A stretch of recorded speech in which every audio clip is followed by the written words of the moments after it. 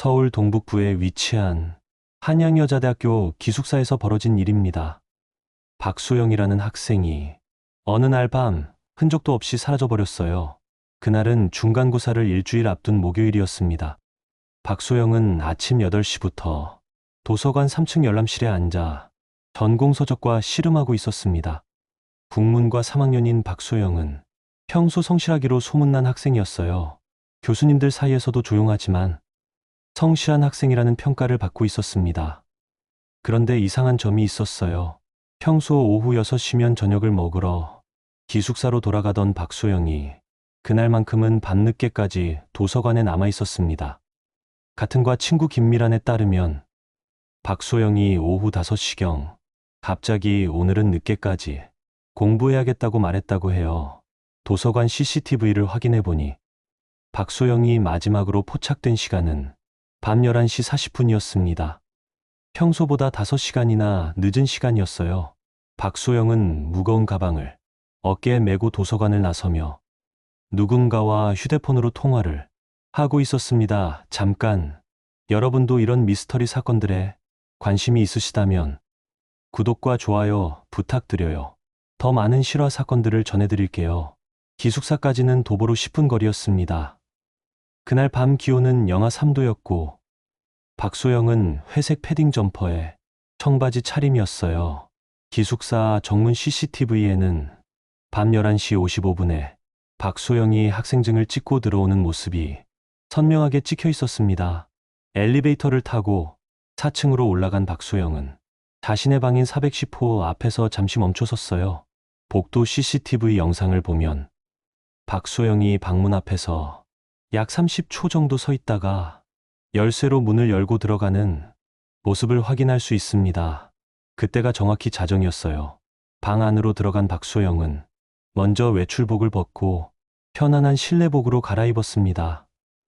회색 패딩 점퍼와 청바지는 평소 습관대로 의자 등받이에 걸어두었어요. 그리고 가져온 책들을 책상에 펼쳐놓고 공부를 계속했습니다. 그런데 평소와 다른 점이 하나 있었어요. 박소영의 룸메이트인 이지은이 그날 저녁부터 심한 감기 몸살로 해열제를 먹고 일찍 잠자리에 들어 있었던 겁니다. 평소 같으면 박소영이 들어올 때 인사를 나누곤 했는데 그날은 이지은이 깊이 잠들어 있었어요. 복도 CCTV 기록을 통해 확인해 보니 410호 방에서 불빛이 새벽 1시 30분까지는 켜져 있었다는 것을 알 수 있었습니다. 박소영이 그때까지 공부를 하고 있었던 것 같아요. 그 이후로는 방 안이 완전히 어두워졌습니다. 그날 밤 자정, 박소영이 410호 문을 닫고 들어간 후 그 누구도 박소영을 다시 보지 못했습니다. 마치 공기 중으로 사라진 듯이 말이에요. 다음날 금요일 아침, 룸메이트 이지은이 감기가 많이 나와서 일어났을 때 이상한 점을 발견했습니다. 박소영의 침대가 사용된 흔적이 없었던 것입니다. 이불도 그대로 정리된 상태였고 베개도 눌린 자국이 없었어요. 처음에 이지은은 박소영이 밤늦게 공부하다가 책상에서 잠들었나 생각했습니다. 하지만 책상 의자에도 박소영은 없었어요. 책들만 펼쳐져 있을 뿐이었습니다. 이상하다고 생각한 이지은이 박소영의 옷을 살펴보니 더욱 의아한 점을 발견했어요. 박소영이 어제 밤에 입고 왔던 회색 패딩 점퍼와 청바지가 의자에 그대로 걸려 있었던 겁니다. 그런데 박소영이 갈아입었을 실내복도 잠옷도 보이지 않았어요. 이지은은 박소영이 새벽에 조용히 어디선가 갔을 거라고 생각하며 수업을 들으러 갔습니다. 하지만 오후 수업에서 박소영을 보지 못했고 저녁이 되어도 방에 돌아오지 않자 걱정이 되기 시작했어요. 이지은이 박소영의 친구들에게 연락해보니 더욱 이상한 사실이 드러났습니다. 그날 박소영은 오전 수업에 나타나지 않았던 것입니다. 출석을 중요하게 생각하던 박소영이 아무런 연락도 없이 수업을 빠진다는 건 있을 수 없는 일이었어요. 토요일 아침이 되어도 박소영이 돌아오지 않자 이지은은 더 이상 기다릴 수 없었습니다. 즉시 기숙사 사감실로 달려가서 상황을 설명했어요. 사감 선생님인 정미숙 씨는 처음에는 대수롭지 않게 여겼습니다. 요즘 학생들이 친구들과 외박하거나 갑자기 집에 가는 경우가 흔하다고 생각했거든요. 하지만 이지은이 박소영의 평소 성격과 생활 패턴을 자세히 설명하자 상황의 심각성을 깨달았습니다. 정미숙 사감은 즉시 기숙사 CCTV를 확인해 봤어요. 그 결과는 정말 놀라웠습니다. 박소영이 목요일 자정의 방으로 들어간 이후 나오는 모습은 전혀 포착되지 않았던 것입니다. 정문, 후문, 비상구 어디에도 박소영이 나가는 모습은 없었어요. 정미숙 사감은 혹시나 해서 410호 방문을 두드려 봤지만 아무런 응답이 없었어요. 마스터키로 문을 열고 들어가 보니 방 안에는 박소영의 흔적만 있을 뿐 본인은 없었습니다. 정말 기이한 상황이었어요. 박소영의 지갑, 휴대폰, 학생증이 모두 책상 위에 그대로 놓여 있었습니다. 어제 밤에 입었던 패딩 점퍼와 청바지도 정리되어 의자에 걸려 있었고요. 하지만 박소영이 무엇을 입고 나갔는지는 알 수 없었어요. 옷장을 확인해 보니 평소 박소영이 집에서 입던 편안한 트레이닝복 한 벌이 없어진 것 같았습니다. 하지만 확실하지는 않았어요. 이지은도 박소영의 모든 옷을 다 기억하지는 못했거든요. 창문도 점검해 봤지만 이상한 점은 없었습니다. 4층 높이의 창문은 안전장치 때문에 조금만 열리게 되어 있었고 설령 열린다 해도 밖으로 나갈 수 있는 방법은 전혀 없었어요. 정미숙 사감은 더 이상 지체할 수 없다고 판단했습니다. 토요일 오후 즉시 경찰서에 실종 신고를 접수했어요. 담당 형사인 박종민 경위가 현장에 출동해서 상황을 파악했습니다. 박종민 경위는 현장을 자세히 살펴본 후 본격적인 수사에 착수하기로 했어요. 대학생이 휴대폰과 지갑을 두고 흔적도 없이 사라진다는 것은 일반적인 가출과는 다른 상황이었거든요. 박소영은 과연 어디로, 어떻게 사라진 것일까요? 박소영의 실종 신고가 접수된 후 경찰은 본격적인 수사에 착수했습니다. 가장 먼저 확인한 것은 박소영이 방에 두고 간 휴대폰과 개인 소지품들이었어요. 휴대폰 통화 기록을 살펴보니 흥미로운 사실이 드러났습니다. 박소영이 실종되기 직전인 목요일 밤 11시 45분 같은 과 남학생 최준호와 약 10분간 통화를 했던 것입니다. 이 통화가 박소영의 마지막 통화 기록이었어요. 카카오톡 메시지는 더욱 주목할 만했습니다. 박소영이 친한 친구 김미란에게 보낸 메시지들을 시간순으로 보면 그날 하루 동안 박소영의 심리, 상태 변화를 추적할 수 있었거든요. 오후 2시경에는 평범하게 도서관에서 공부한다는 메시지를 보냈어요. 오후 6시에는 오늘 늦게까지 공부할 것 같다고 했고요. 그런데 밤 9시경부터는 조금 다른 내용들이 나타나기 시작했습니다. 밤 9시 10분경의 메시지에서는 도서관이 너무 조용해서 집중이 안 된다고 했어요. 그리고 마지막 메시지인 밤 10시 30분경에 내용이 가장 의미심장했습니다. 미란아, 나 오늘 하루 종일 뭔가 이상한 느낌이 들어. 누군가 날 지켜보는 것 같기도 하고 그냥 신경과민인 것 같기도 한데 좀 무서워. 김미란은 이 메시지를 받고 즉시 괜찮냐고 답장을 보냈지만 박소영은 더 이상 답하지 않았어요. 김미란에 따르면 평소 박소영은 메시지를 받으면 늦어도 30분 안에는 답장하는 성격이었다고 합니다. 경찰은 박소영이 누군가 지켜본다고 느꼈다는 점에 주목했습니다. 혹시 스토킹이나 따돌림 같은 문제가 있었던 건 아닐까 하는 의심이 들었거든요. 박소영의 다른 친구들을 상대로 한 조사에서도 비슷한 증언이 나왔습니다. 최근 일주일 동안 박소영이 누군가 자신을 관찰하는 것 같다는 말을 몇 번 했다는 것입니다. 같은 기숙사에 사는 후배 신혜진에 따르면 처음에는 시험 스트레스 때문인 줄 알았는데 박소영 선배가 진짜 불안해하는 것 같았다고 해요. 며칠 전부터 기숙사 복도를 걸을 때 자꾸 뒤를 돌아보거나 엘리베이터를 기다릴 때도 주변을 살피는 모습을 봤다고 합니다. 심지어 일주일 전에는 박소영이 신혜진에게 혹시 자신을 찾는 사람이 있으면 모른다고 해달라고 부탁하기도 했다고 해요. 구체적인 이유는 말하지 않았지만 요즘 좀 복잡한 일이 있다고만 했다는 겁니다. 그렇다면 박소영이 마지막으로 통화한 최준호는 누구일까요? 최준호는 박소영과 같은 국문과 3학년으로 같은 수업을 듣는 동기였습니다.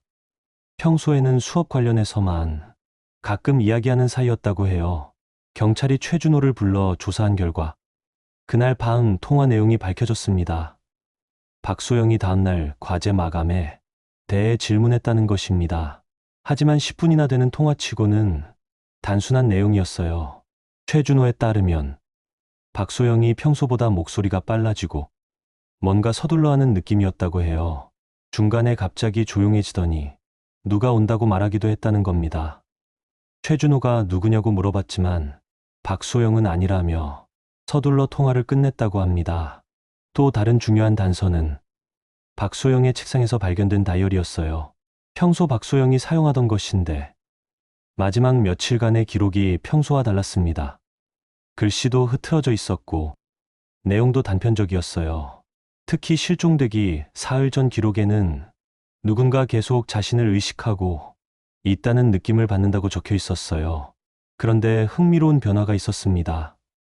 실종되기 전날인 수요일 기록에는 이런 내용이 적혀 있었거든요.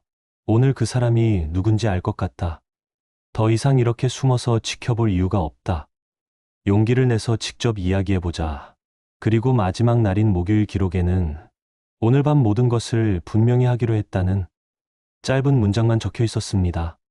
최준호의 증언과 다이어리 내용을 종합해보면 흥미로운 점이 드러납니다. 박소영이 처음에는 두려워했지만 점차 상황을 스스로 해결하려는 의지를 보였다는 것입니다. 마지막에는 오히려 적극적으로 문제를 해결하려고 했던 것 같아요. 과연 박소영을 불안하게 만든 그 정체불명의 존재는 누구였을까요? 그리고 박소영이 만나기로 한 그 사람은 과연 누구였을까요? 박소영의 실종 사건이 본격적으로 수사되기 시작하면서 경찰은 박소영의 인간관계를 면밀히 조사했습니다. 그 중에서도 가장 먼저 주목받은 인물은 바로 남자친구 한태수였어요. 한태수는 같은 대학 경영학과 3학년으로 박소영과는 6개월 정도 교제해온 사이였습니다.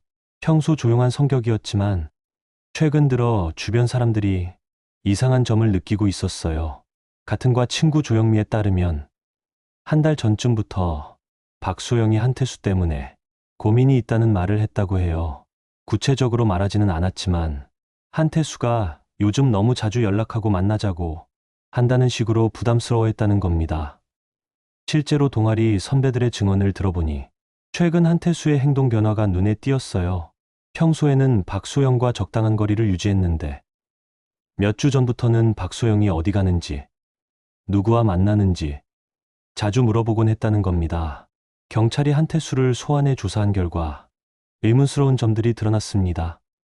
한태수는 박소영이 실종된 그날 밤 자신은 자취방에서 시험 공부를 하고 있었다고 주장했어요. 박소영과는 그날 전혀 연락하지 않았다고도 했습니다. 그런데 한태수의 휴대폰, 기지국 접속 기록을 확인해 보니 이상한 점이 발견됐습니다. 그날 밤 10시부터 새벽 2시까지 한태수의 휴대폰이 박소영이 거주하던 기숙사 근처 기지국에 접속되어 있었던 것입니다. 한태수의 자취방과는 완전히 다른 지역이었어요. 더욱 의심스러운 건 한태수의 최근 행동이었습니다. 박소영이 실종된 이후 한태수는 갑자기 수업에 나오지 않기 시작했어요. 같은 과 친구 김상민에 따르면 한태수가 며칠 동안 연락도 받지 않고 자취방에만 틀어박혀 있었다고 합니다. 경찰이 한태수의 자취방을 조사한 결과 주목할 만한 물건이 발견됐습니다. 책상 서랍에서 박소영과 함께 찍은 사진들이 나온 건 자연스러웠지만 그 사진들의 상태가 이상했어요. 최근에 찍은 사진들은 구겨져 있거나 찢어져 있었거든요. 특히 눈에 띄는 건 한태수의 휴대폰 메시지 기록이었습니다. 박소영이 실종되기 일주일 전부터 박소영에게 보낸 메시지에 빈도가 급격히 증가했던 것입니다. 하루에 10통 넘게 전화하거나 메시지를 보낸 날도 있었어요. 메시지 내용도 점점 집착적으로 변해갔습니다. 처음에는 평범한 안부 인사였지만 점점 박소영이 어디 있는지, 누구와 함께 있는지 묻는 내용들이 늘어났어요. 박소영이 답장을 늦게 하면 서운하다거나 불안하다는 내용도 많았습니다. 동아리 후배 신민철의 증언도 한태수에게 불리했습니다. 박소영이 실종되기 며칠 전 학교 카페테리아에서 한태수가 박소영과 언쟁하는 모습을 봤다는 것입니다. 목소리는 크지 않았지만 한태수가 상당히 흥분해 있었고 박소영은 계속 고개를 저으며 무언가를 거부하는 것 같았다고 합니다. 한태수의 룸메이트인 이정호도 최근 한태수의 이상한 점을 증언했어요. 밤늦게 자주 나가더니 새벽에 들어와서도 잠을 못 자고 휴대폰만 계속 들여다봤다는 겁니다. 누구한테 그렇게 자주 연락하냐고 물어봐도 대답하지 않았다고 해요. 하지만 결정적인 물증은 부족했습니다. 한태수의 옷이나 소지품에서 특별한 흔적이 나오지 않았고 박소영의 물건도 발견되지 않았어요. 단지 정황상 의심스러운 점들만 있을 뿐이었습니다. 한태수는 모든 의혹에 대해 억울하다고 주장했어요. 기지국 기록에 대해서는 그날 밤 기숙사 근처 편의점에서 아르바이트하는 친구를 만났다고 해명했습니다. 하지만 그 친구는 연락이 닿지 않아서 확인할 수 없는 상황이었어요. 사진이 훼손된 것에 대해서도 최근 박소영과 사이가 서먹해져서 화가 나서 그랬을 뿐이라고 했습니다. 메시지를 자주 보낸 것도 연인 사이에 있을 수 있는 일이라고 주장했어요. 과연 한태수가 진범일까요? 아니면 단순히 의심받는 상황일까요? 박소영 실종 사건의 두 번째 용의자로 떠오른 인물은 지도교수인 이문석 교수였습니다. 50대 초반의 이문석 교수는 한양여대 국문과에서 10년째 재직 중인 교수였어요. 이문석 교수에 대한 의혹이 제기된 것은 학과 내부에서 나온 제보 때문이었습니다. 익명으로 경찰에 신고가 들어온 것입니다.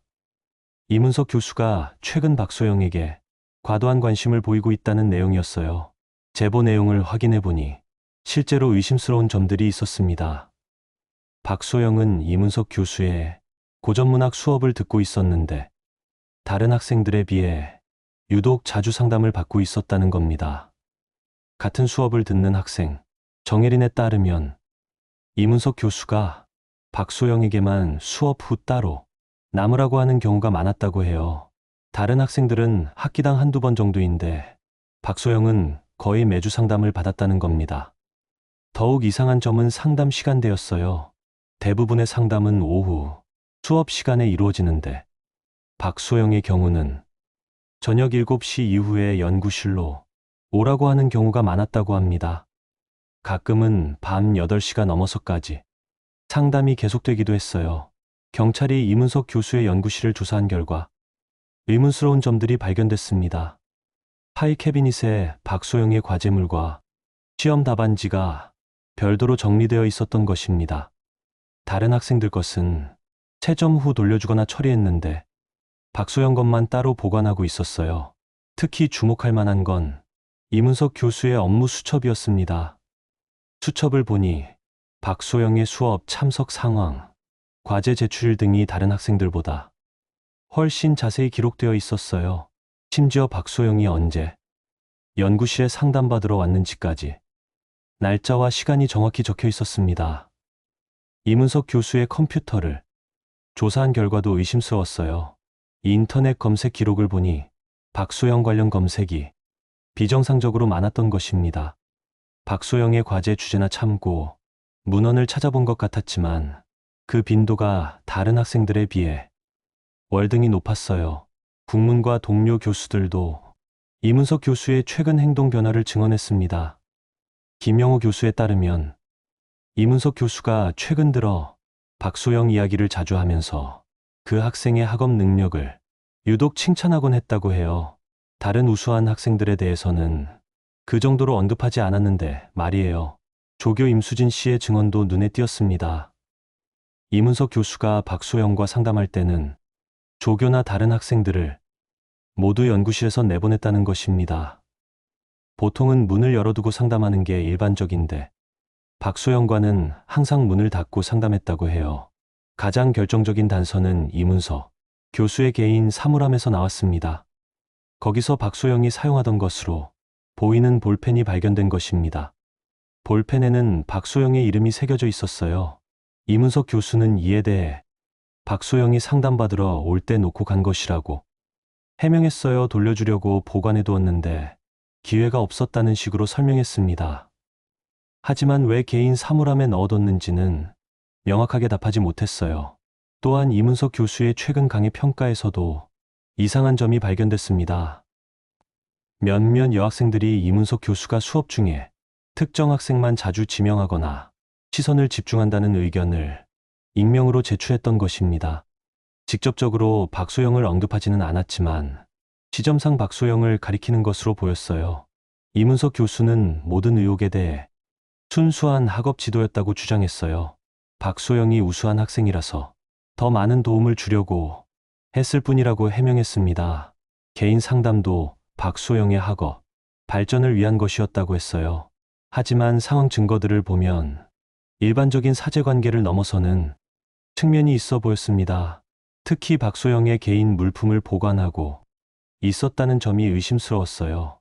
박소영 실종 사건의 세 번째 용의자는 의외의 인물이었습니다.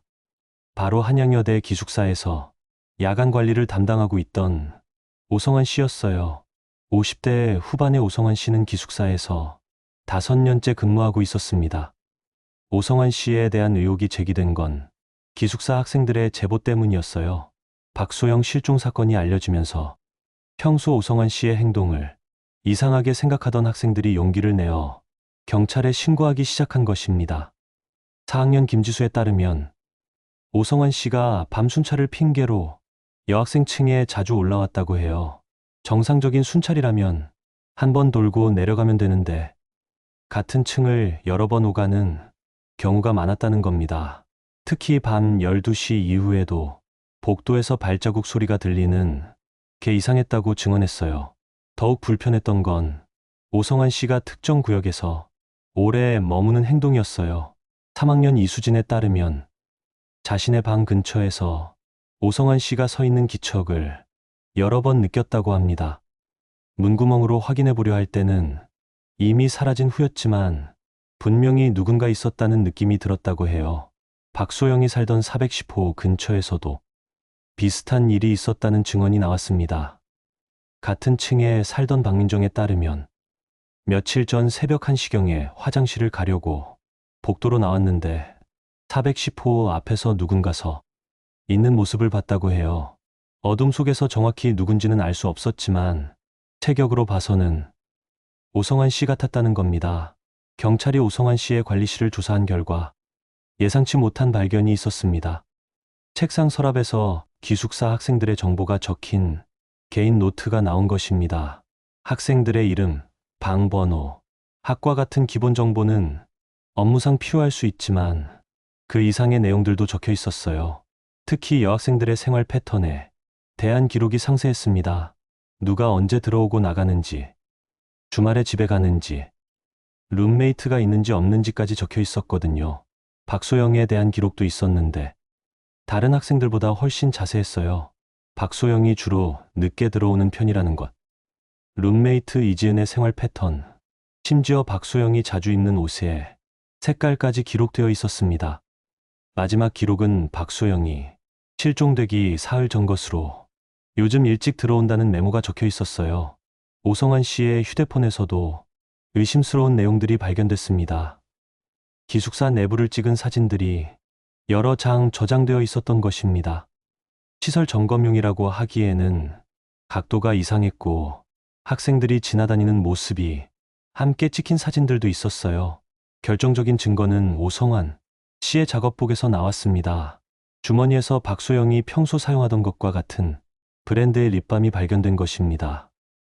룸메이트 이지은이 확인해보니 박소영이 늘 가지고 다니던 제품과 동일한 것이었어요.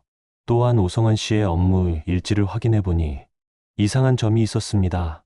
박소영이 실종된 그날 밤의 기록이 다른 날들에 비해 간소했던 것입니다. 보통은 순찰 시간, 특이사항 등을 자세히 적는데 그날만은 별다른 내용이 없었어요. 오성환 씨는 자신의 행동에 대해 모두 업무상 필요한 것이었다고 주장했어요. 학생들의 안전을 위해 꼼꼼히 관리하고 순찰한 것이고 립밤은 복도에 떨어진 것을 주운 것이라고 해명했습니다. 하지만 학생들의 사생활까지 세세히 기록하고 사진을 찍은 것은 일반적인 관리 업무를 넘어서는 것으로 보였어요. 특히 박소영에 대한 관심도가 다른 학생들보다 높았다는 점이 의심스러웠습니다. 과연 이 세 용의자 중 누가 박소영을 사라지게 만든 진범일까요?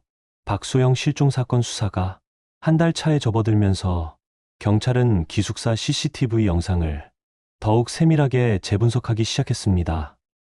그런데 여기서 예상치 못한 발견이 있었어요. 기존에 확인했던 CCTV 영상들을 다시 살펴보던 중 전문가가 놓친 부분을 발견한 겁니다. 박소영이 실종된 그 목요일 밤 4층 비상계단 입구의 CCTV에 중요한 영상이 포착되어 있었어요. 새벽 1시 40분경 두 사람이 비상계단 쪽으로 향하는 모습이 찍혀 있었던 겁니다. 한 명은 박소영으로 추정되는 여성이었고 다른 한 명은 남성으로 보이는 키 큰 인물이었어요. 두 사람은 서로 대화하는 듯한 모습으로 천천히 걸어가고 있었습니다. 이 발견으로 사건의 양상이 완전히 바뀌었습니다. 박소영이 누군가와 함께 자발적으로 방을 나섰다는 것이 확실해진 것입니다. 그렇다면 그 상대는 누구였을까요? 경찰은 즉시 비상계단과 그 주변을 다시 수색했습니다. 그 결과 놀라운 발견이 있었어요. 비상계단 3층 모서리에서 박소영의 것으로 추정되는 작은 천 조각이 발견된 겁니다. 천 조각을 감식한 결과 박소영이 평소 즐겨 입던 실내복과 동일한 재질과 색상인 것으로 확인됐어요. 이는 박소영이 실제로 비상계단을 이용했다는 결정적 증거였습니다. 그런데 더욱 중요한 단서가 또 있었어요. 비상계단 1층 출구 근처에서 발견된 발자국 흔적이었습니다. 며칠 전 비가 온 후라 바닥이 약간 젖어 있었는데 그곳에 두 사람의 발자국이 선명하게 남아 있었던 겁니다.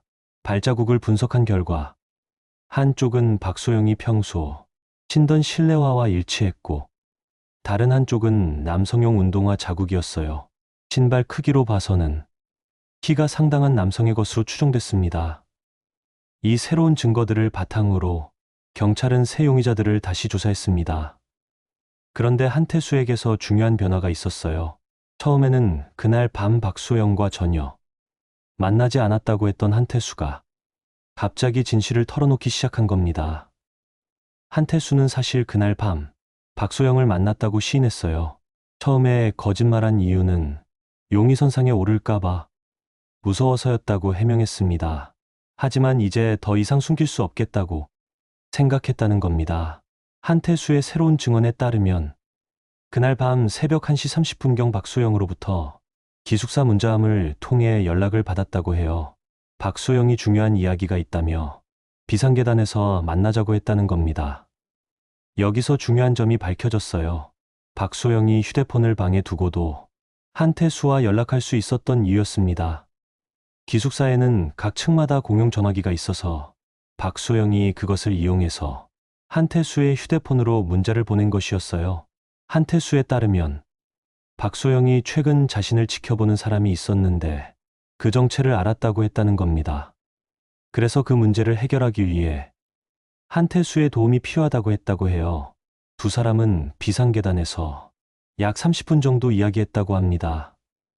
박소영이 자신을 계속 관찰하던 사람이 누군지 확신한다며 직접 만나서 이야기하겠다고 했다는 거예요. 한태수는 위험할 수 있다며 말렸지만 박소영은 이미 마음을 정한 상태였다고 했습니다. 그 후 박소영은 한태수와 헤어져서 어디론가 갔다고 해요. 한태수는 박소영이 혼자 갈 수 있겠냐고 물었지만 박소영은 괜찮다며 먼저 가라고 했다는 겁니다. 그게 한태수가 마지막으로 본 박소영의 모습이었다고 했어요. 하지만 한태수의 새 증언에도 의문점들이 있었어요. 박소영이 말한 그 지켜보던 사람이 구체적으로 누구였는지에 대해서는 명확하게 기억하지 못한다고 했거든요. 또한 박소영이 어디로 가겠다고 했는지도 분명하지 않다고 했습니다. 과연 한태수의 새로운 증언이 진실일까요? 그리고 박소영이 만나러 간 그 사람은 누구였을까요? 박소영 실종 사건이 발생한 지 2달이 지났지만 수사는 여전히 실마리를 찾지 못하고 있었습니다. 한태수의 새로운 증언에도 불구하고 박소영의 행방은 여전히 오리무중이었어요. 그러던 중 예상치 못한 곳에서 새로운 단서가 발견됐습니다. 기숙사에서 3km 떨어진 아차산 자락의 작은 공원에서였어요. 그곳에서 산책하던 시민이 우연히 발견한 것이었습니다. 발견된 건 박소영의 작은 손가방이었어요. 며칠간 비바람에 젖어서 많이 훼손된 상태였지만 아내 학생증으로 박소영의 것임이 확실히 확인됐습니다. 룸메이트 이젠이 즉시 확인해준 결과였어요. 가방 안에서 가장 중요한 발견은 박소영의 작은 수첩이었습니다. 물에 젖어서 많은 부분이 흐려졌지만 마지막 몇 페이지는 비교적 선명하게 읽을 수 있었어요. 그 중에서도 박소영이 실종되기 며칠 전에 쓴 기록들이 사건의 핵심 단서가 됐습니다. 실종 일주일 전 기록에는 이런 내용이 적혀 있었어요. 누군가 나를 지켜보고 있다는 확신이 든다. 처음에는 착각인 줄 알았는데 이제는 분명하다. 도서관에서도, 복도에서도, 심지어 카페테리아에서도 그 시선을 느낀다. 며칠 뒤의 기록은 더욱 구체적이었습니다. 드디어 그 사람이 누군지 알 것 같다. 며칠 전부터 힌트들이 보이기 시작했다. 이제 확실히 하기 위해 직접 확인해보자. 그리고 마지막 기록인 실종. 당일의 글이 가장 중요했어요. 오늘 밤 모든 것을 끝내기로 했다. 더 이상 이런 식으로 살 수는 없다. 용기를 내서 직접 만나서 이야기하겠다. 진실을 알고 싶다. 이 수첩 기록으로 박소영의 심리 변화와 행동 동기가 명확해졌습니다. 박소영은 누군가로부터 지속적인 관찰을 받고 있다고 느꼈고 그 상대가 누군지 알아낸 후 스스로 해결하려고 했던 것입니다. 경찰은 수첩이 발견된 아차산 일대를 대대적으로 수색했습니다. 수십 명의 경찰관과 자원봉사자들이 나서서 일주일간 수색 작업을 벌였지만 박소영의 흔적은 더 이상 발견되지 않았어요. 수첩의 내용을 바탕으로 새 용의자를 다시 조사했지만 여전히 결정적인 증거를 찾지 못했습니다.